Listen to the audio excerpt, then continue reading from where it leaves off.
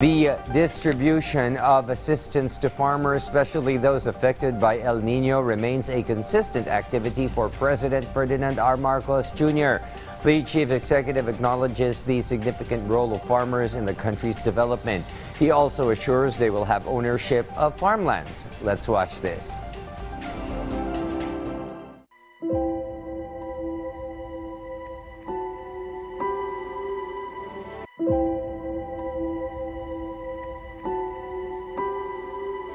Ako, si Chufila Botas, ninyo ni Pablo Botas. Nag-edad og si Pablo Botas og 81. Ako nag-edad og 80. Kaagigid mi diri nga magkaon og balanghoy nga raspahon ra namo. Unya magkuan og kamuti. Isagway bugas nabuhi rami. Naanad na pod. Nakakaton rami ani. Aning kamot lang gihapon mi bahala og wala pay titulo. Aning kamot lang gihapon mi nga panginabuhi ni aning iriya nga among gitikad. Kaya ni salig naman gid maayo sa agrarian na mauna nay among maangkon pohon.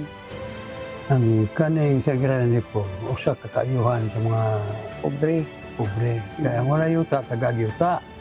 Boy, ani ang atong titulo nga nadawat gikan kang sa agrarian reform pinirmahan ni BBF